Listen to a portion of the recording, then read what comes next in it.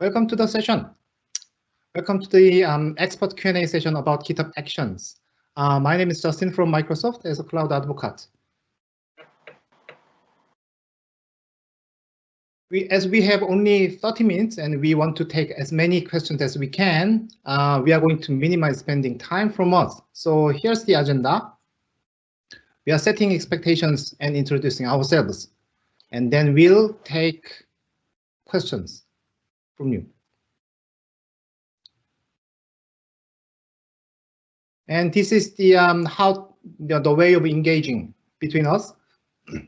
So if you have any questions, and you can start asking questions from right now. So use the live Q&A box to ask questions, and you can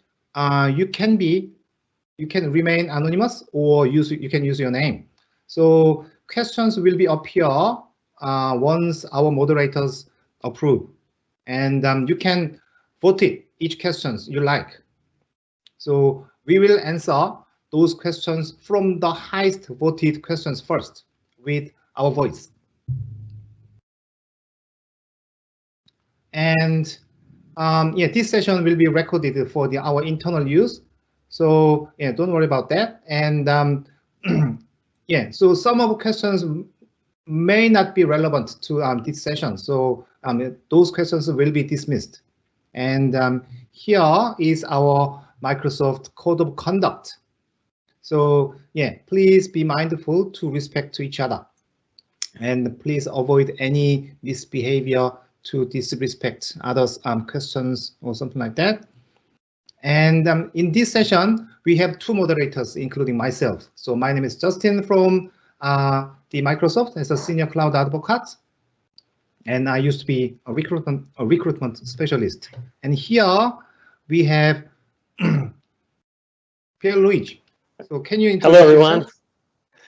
Definitely. Thanks, Justin. So my name is Pierluigi. I am Director of Solutions Engineering at GitHub for the APAC region.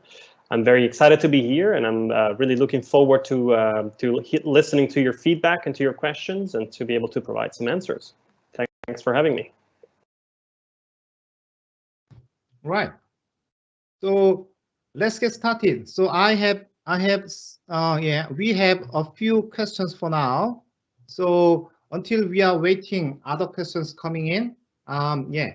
So the question can be anything relevant to GitHub Actions, something like GitHub Actions workflow, GitHub Actions, the building, actually writing GitHub Action itself, or other like tips and tricks, or in general questions about GitHub Actions, or missing gaps that other CI/CD tools have, or something like that.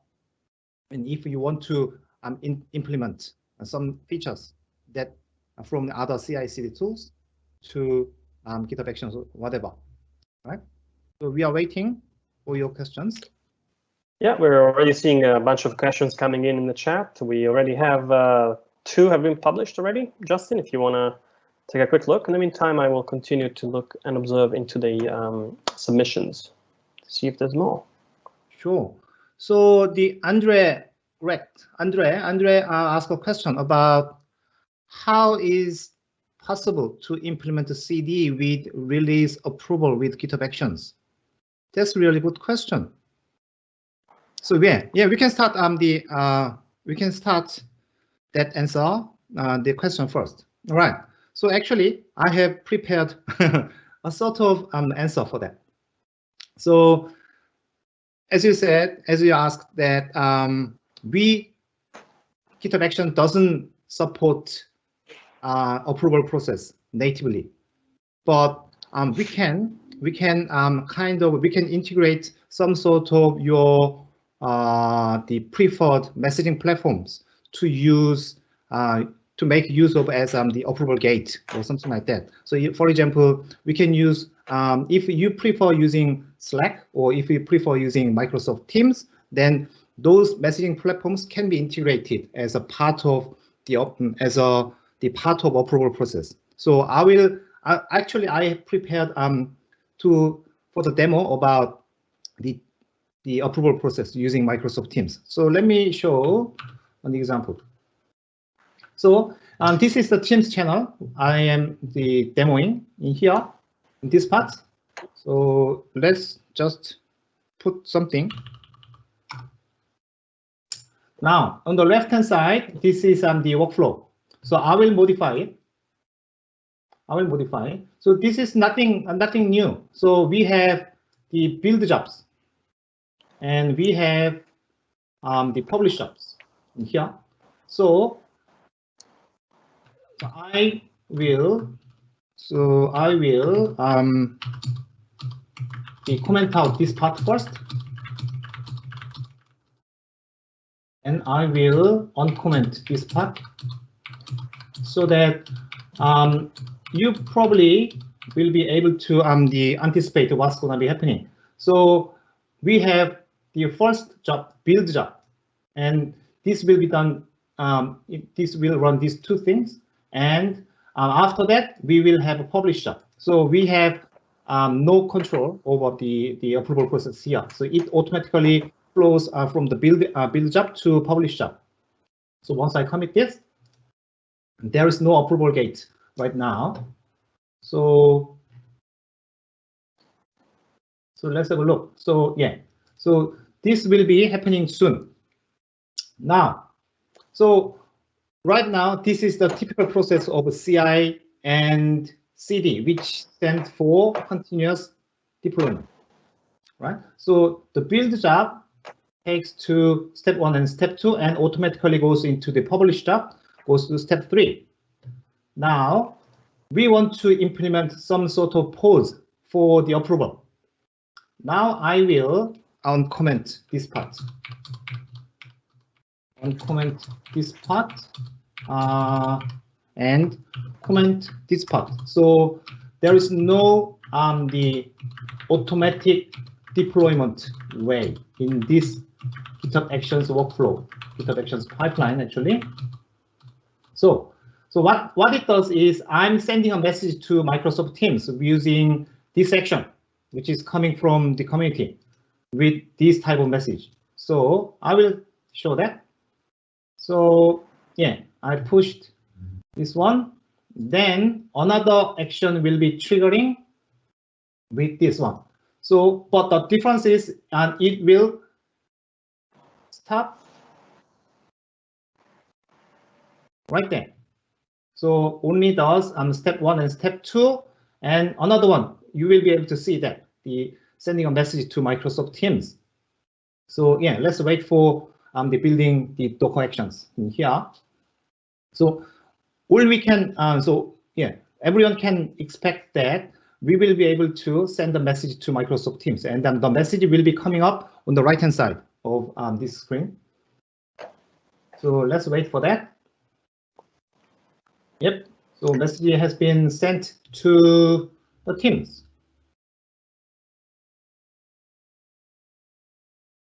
Okay, so yeah, can you see that? There so it message is. has been coming up. So the good thing of Microsoft Teams is we can actually implement the further action in here. I think there is some equivalent feature on Slack as well. So let's say if I am a manager, so if I click the publish button, then it will it will initiate another the deployment process on here. So yeah, deployment process has been resumed, and in here we have another deployment. The process has been initiated. So this one will publish the app. So we deploy the application on the other process on the workflow. So once it's done, it will show another message to the teams that deployment has been finished. So let's wait for that.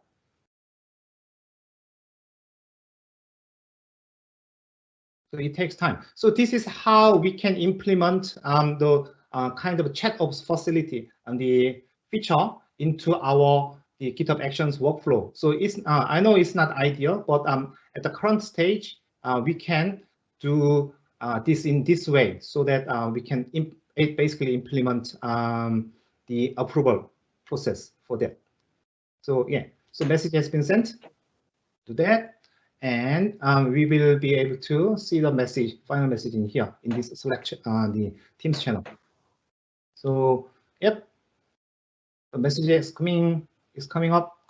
Yep, so artifact has been deployed like this. So yeah, this is the end of demo. So that as I mentioned, we can enable the approval gate or approval process within the GitHub Action workflow using the community-driven actions. So yeah, this is the end of my demo. So I hope this can answer your question, Andre. Thanks, Justin. That was a really, really nifty and cool demo. Thank you for doing that live as well. That was also pretty quick in a way. I wanted to ask you, Justin, I think if you could maybe expand a little bit on the bidirectionality, because what we saw here is essentially a workflow that in this case triggered on a push event. So when you committed the new workflow changes to the file, this triggered the integration with the Teams client. So we saw that message coming in, and we also saw that message contained a button, right? That, as you said, this could be posted to a specific chat, let's say that only managers have access to, or people who can actually confirm and approve that manual gate. Can you maybe expand a little bit on what happens when you click on that button? So what are you using to actually trigger, the other workflow that actually takes care of deploying the resource group? Oh yeah, that's a great question. Actually, so GitHub Actions has GitHub Actions is triggered by many events, and one of the events is called repository dispatch event, which accepts external event outside the repository. So, for example, so now I had implemented this. I used that repository dispatch event so that the Microsoft Teams action. So you were able to see the publish button. So that publish button actually send an event to the repository dispatch, so that my repository can accept that event and trigger the external another workflow, so that another workflow is triggered by repository dispatch event and continue the rest of the publishing events. So it's not just for the Microsoft Teams. So you can use this external event, the repository dispatch event this event can be used for any other purpose. Like if we want to triggered by like a Twitter message or something like that. Thanks for sharing that, Justin. I've also added a link to the documentation pages for the specific repository dispatch event. And absolutely, you can even specify custom payloads. It's a classic HTTP post request, and you can attach your own payloads, and then the action will receive those payloads and can inspect them and react based on the workflow. I had some fun, for example, using this trigger, this additional, let's say, endpoint or event with my Siri shortcuts. So I could basically have a demo where I can fire up Siri and passing some variables, we can kick off a workflow on my GitHub repos, which is pretty cool. Okay, so we have some more questions in the chat. I'm just looking at the amount of votes. So there is one by Brian. Thank you for posting the question, which I'm going to read out loud, which has the most, I think, the highest numbers of upvotes. So the question is, what is the difference between GitHub Actions and Devops pipelines? Why would you choose one over the other? Justin, do you want to share some thoughts on that from your perspective? Right. That's a really good question. So we are all biased. We hear that a lot. We are all biased. So you're from the GitHub perspective. I'm from Microsoft perspective. But yeah, let me answer one thing. So I think so Azure DevOps is pretty relatively mature platform than GitHub Actions for now, for this moment. So for like the enterprise integration related stuff, if you are considering those kind of features, I think you still should choose go for the Azure DevOps. But most of new features are pretty much similar to each other. So like if, for example, just the example before, like approval gate or something like that, these kind of things are not implemented in GitHub Actions. So in that case, if we want to do that, then yeah, there is no choice using the GitHub Actions. So yeah, I mean, you should use as a Devops, something like that. So yeah, so depending on the enterprise needs, then I think based on that discussion, you're probably able to yeah, choose either platform. But make sure that GitHub Actions workflow is a fork of as a pipeline. So yeah, so they are pretty much similar to each other anyway. So any word to be added, PG? Yeah, no, I think you raised some very good points. And obviously, yes, Azure pipelines, we acknowledge it's been there longer. Obviously, it's at a more mature stages, as you said, in terms of features that are currently missing on the GitHub Actions side, like manual gates or the visual sort of visualization for your pipelines and so on. So depending on how much you've invested already in Azure pipelines, absolutely, there's no need or no rush to migrate overnight to the equivalent, let's say, in Actions. I would still recommend checking out Actions, right, and understanding that is also the possibilities that automation and workflows give you in terms of beyond what's possible in a CI and CD scenario. So Actions, I think the biggest point for me that I would like to share here is that it really brings to the table, let's say, an ease of use, right, towards automating repetitive workflows. And again, it's not just CI and CD. There's a lot more events that we can respond to, as we just saw also in Justin's demo. So I would say if you want to experiment with automations, if you want to simplify some of the processes that you may be using at your workplace, I think Actions are a great way to experiment. It makes it super easy. It's just a few lines of configuration. You can write your own actions using JavaScript, using Docker containers, and so on. So I would strongly recommend starting to take a look at Actions.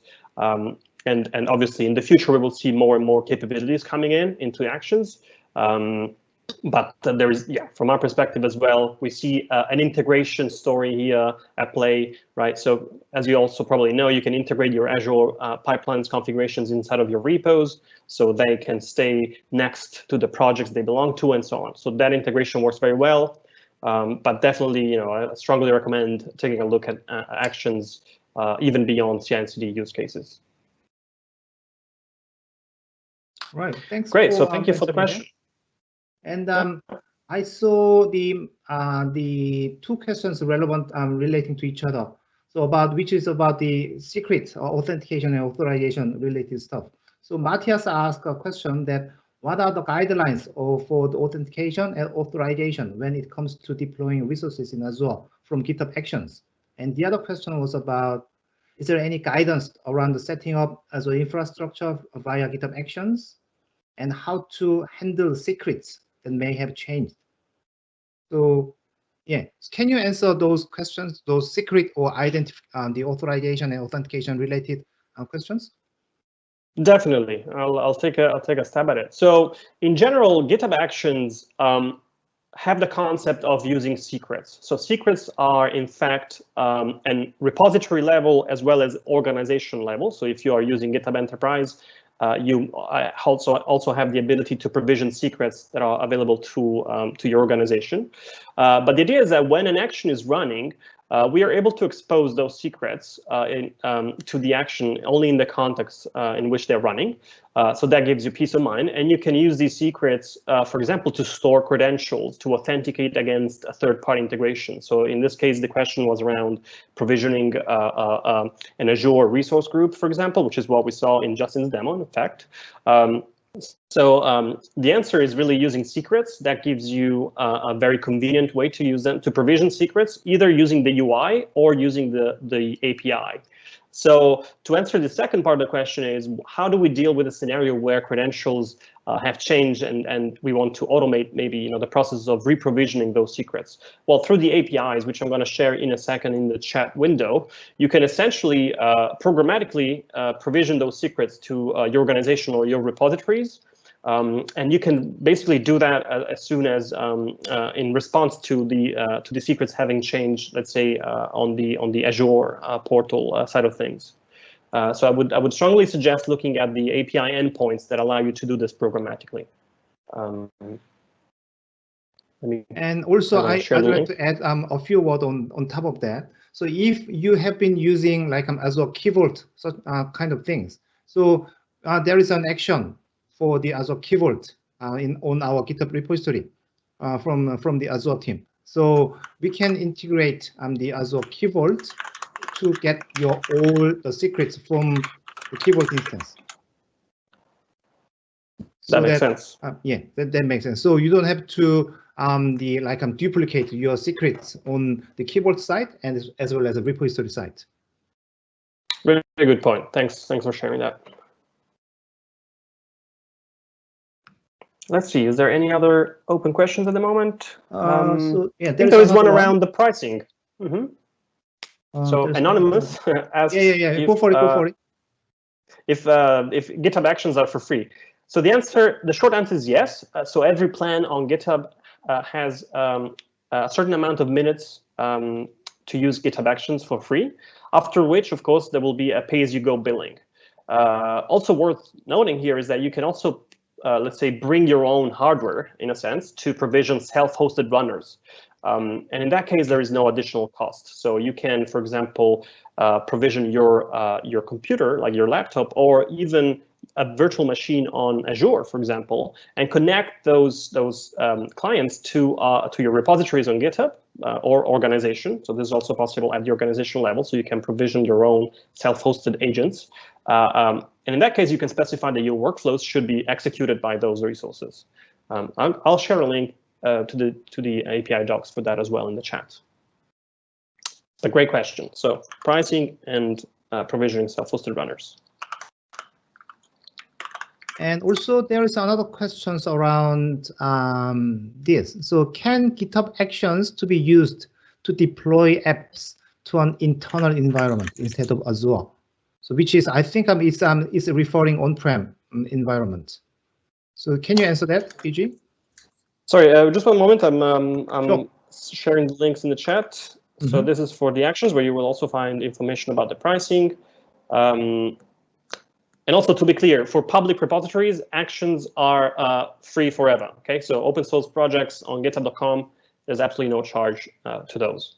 And then the second question was around provisioning self-hosted runners, which I'm going to share in one moment. Great. Yeah, so while he's answering, while DPG is answering, typing some answers. So I understand the questions. Can GitHub Actions be used to deploy apps in the internal environment instead of Azure? So I think I understand this is about the on-prem environment. So can you answer that? So is currently the GitHub Enterprise is currently available to use GitHub Actions for now? So GitHub Actions are, for the time being, only available on github.com. So yes, Enterprise Cloud plans for those users on Enterprise Server, which is our on-prem version of GitHub. Actions will come soon. So they're not yet there, but we're working really hard on it, and it will be arriving soon. But to answer the question really is, if your internal, of course, if it's behind a firewall and there is no connection from the internet, then the answer is definitely no, most likely not. But if there's maybe ways to, let's say, allow certain requests to come in, then of course Actions, if they're able to connect, they will be able to interact with those endpoints. Okay, I see a few questions coming in. Let's see. Justin, there's one for you. If you could maybe share the link to the repository of the demo that you showed us today. Oh, sure. I will do that. I will do that now. Fantastic. So that's coming. There is another question around expanding on secrets. Is that where, thanks Colin for asking, and thanks Andre for asking about the link. Is that where Azure Key Vault would typically be used? Let's see if I read this correctly. So I guess Azure Key Vault is typically, I guess, used to store obviously, your credentials and your secrets. I think it depends on the use case. I mean, I don't know if there's a default answer here. Justin, do you have any perspective on maybe exploring on what would be the most, I guess, appropriate use for Azure Key Vault as opposed to secrets on GitHub? So where Azure Key Vault is typically used, So yeah, secret. So for the enterprise scenario, so for example, yeah, so in an enterprise scenario, as a keyboard is widely used actually. So it's really the good. For example, if you are using, so it's not relevant to GitHub Actions, by the way. So if you are using keyboards to integrate to store all the secrets or certificates or something like that, and those certificates or secrets can be integrated with your as a app service or as a functions or something like that. So yeah, so by doing so, you don't have to worry about you don't have to worry about the taking care of those values, sensitive values into the app settings or like yeah, secrets or whatsoever. By just simply referencing as a keyboard, and it takes care of everything. So that's one very common scenario in the enterprise. That makes sense. I'm looking to see if maybe there is an action that, oh, I think there is. Looks like there is a GitHub action to fetch secrets from Azure Key Vault, and it's actually an official action created by the Microsoft Azure team. So I'm going to be sharing this in the chat. So make sure to take a look at this. I think the idea here is that, as Justin said, you could use Key Vault to keep all of your organization level secrets there, and actually have an action that connects to read those. So that could be an interesting use case worth exploring. Great, thanks for the questions. Peter is asking if it's in the roadmap to have organization-wide actions rather than repository level. I guess. So the idea is that actions are yet another plain text file in your repository, and in a way that's very convenient, because obviously, two reasons really from my point of view. First one is you can apply the same, let's say, policies around how those files need to be modified. Let's say, for example, you can set up protected branches rules that allow you to specify a minimum amount of reviewers. Using something like code owners, you can even add to that and say, I only want changes made to this file, in this case, the workflow YAML, to be approved by the security team, for example. You can do that. It's very convenient and easy to do. So the idea is to have GitHub Actions or the workflow configurations to sit inside the projects they belong to. And this also, I think, allows for everyone in the team to really participate and to contribute to those automations. Now, the question here is more about, okay, that makes sense probably, but how do we also share these at the organizational level?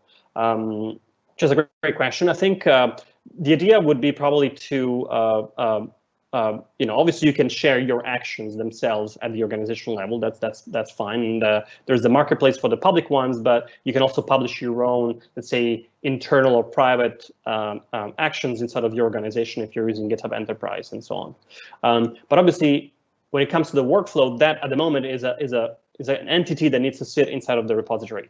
But this is great feedback, and I'll make sure to share this with the product team, and hopefully we'll have something to share in the future about this. Right. So yeah, we have almost time, so I will take one more question, and at the last.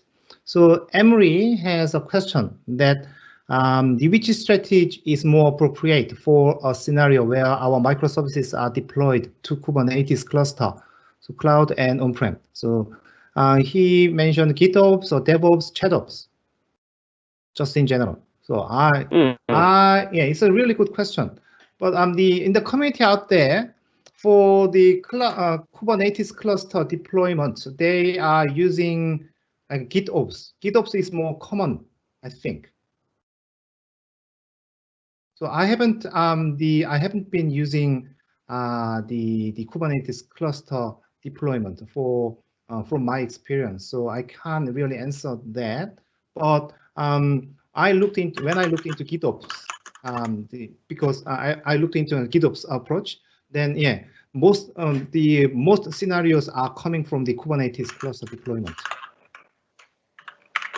Yeah, I'm also pasting in the chat. I also found an action, again, from the Azure team to deploy to the Kubernetes cluster directly. So let's see if that helps. But yeah, I mean, GitHubs, Devops, ChatOps, these are all, I think, faces of the same sort of coin in a way. I mean, it's all part of the same idea of using automation, to using all these tools to allow us to go towards a more collaborative approach, and to also not forget about traceability aspects. So I think I don't think there's a right or wrong answer. It's a great conversation to have, and I think these are all approaches that every team should almost find out and discover for themselves based on their needs. Right? Every team is a bit different. A little bit of snowflakes each team. So depending on your needs, you may find that a ChatOps approach makes more sense. It's more lean and so on. Whereas maybe for more structured teams, having that traceability built in the commit and making sure that you follow that sort of GitHub sort of approach is more important. So I guess, yeah, depends on the needs really, but I think they're all great and valid approaches in my eyes. Right. Yeah, we have unfortunately we have all the times up. So I think yeah, we are afraid that we have to stop right here. So yeah, thank you for joining this session, and we really appreciate your questions, and we are yeah. So we hope we answered all the questions and you asked us. So it could be the appropriate answers. So yeah, thank you for joining, and see you next time, and enjoy your the rest of your build event. Thank you. Absolutely. Thank you, everyone. Bye-bye. Bye.